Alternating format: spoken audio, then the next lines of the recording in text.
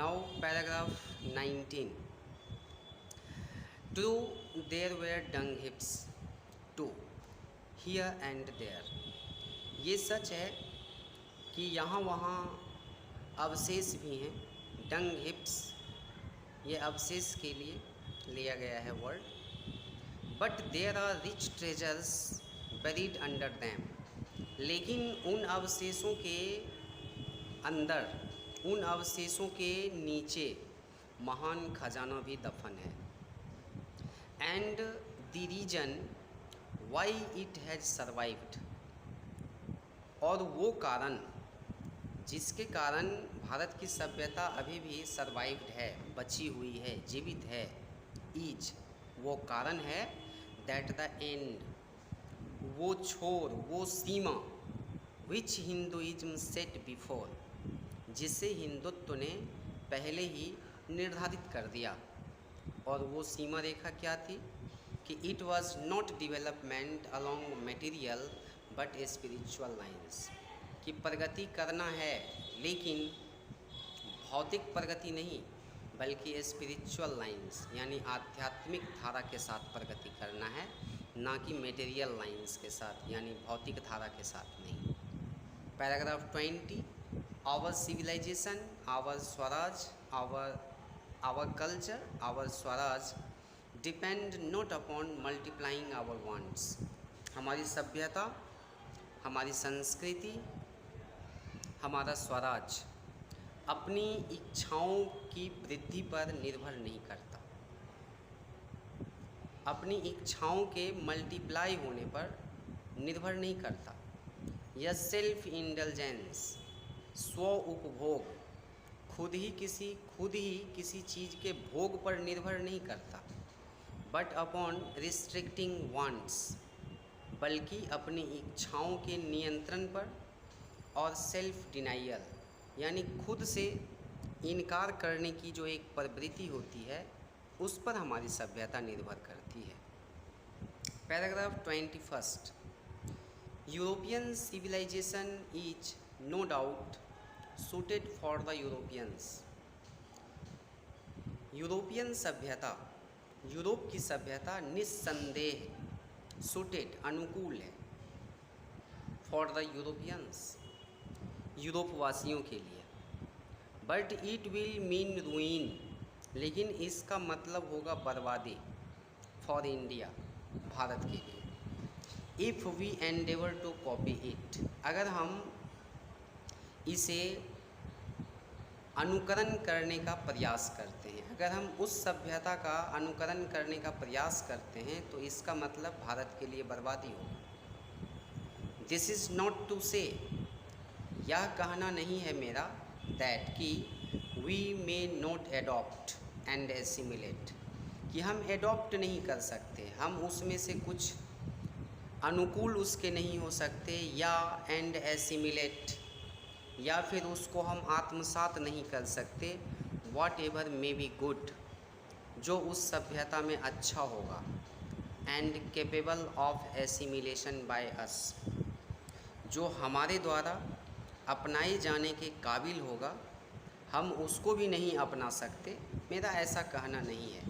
यहाँ ऐसा कहना है गांधी जी का कि उस सभ्यता का हम पूरी तरह से अंधानुकरण नहीं करेंगे, बल्कि जो उस सभ्यता में अच्छी चीज़ें होगी हम उसको हम ला सकते हैं. As it does not also mean, जैसे कि इस बात का यह भी मतलब नहीं है दैट कि इवन द यूरोपियंस, कि यूरोपवासियों को भी will not have to part with, उन्हें भी अलग नहीं होना पड़ेगा. Whatever evil might have crept into it, जो भी बुराई, वाट एवर इविल, जो भी बुराई, might have crept into it, उनकी सभ्यता में चली आई है, घुस आई है, उनसे उन्हें भी अलग नहीं होना पड़ेगा. मेरा ऐसा कहना भी नहीं है. वो अगर चाहे तो हो सकते हैं, उनकी इच्छा है. Paragraph 22. The incessant search for material comforts and their multiplication is such an evil, and I make bold to say that the Europeans themselves will have to remodel their outlook, incessant search for material comforts, भौतिक सुख के लिए लगातार खोज, the incessant search for material comforts, भौतिक सुखों के लिए लगातार खोज, and their multiplication, और फिर उनकी वृद्धि, is such an evil, वो ऐसी ही एक बुराई है उस सभ्यता की कि पहले भौतिक आराम के लिए लगातार खोज करो और फिर उसकी वृद्धि कर दो। And I make bold to say, और मैं दावे के साथ कहता हूँ दैट कि the Europeans themselves will have to remodel, Europe वासियों को अपने नज़रिए में बदलाव लाना होगा। If they are not to perish under the weight of the comforts, अगर वे आराम के बोझ तले दबना नहीं चाहते, आराम के बोझ तले, संकट के तले अगर वो दबना नहीं चाहते तो उन्हें अपने नज़रिए में बदलाव लाना होगा। To which they are becoming slaves, जिनके प्रति, जिनके तले, जिन सुखों के तले वो गुलाम बनते जा रहे हैं। It may be that my reading is wrong, ऐसा हो सकता है कि मेरा कहना गलत हो, मैंने जो रीड किया है, मैंने जो उस सभ्यता का अवलोकन किया है, शायद वो गलत हो। बट आई नो, लेकिन मैं जानता हूँ दैट कि फॉर इंडिया, भारत के लिए, to run after the golden fleece, golden fleece का मतलब है आकर्षक चीज़ों का समूह, उन आकर्षक चीज़ों के समूह के पीछे भागने का मतलब इंडिया के लिए क्या होगा।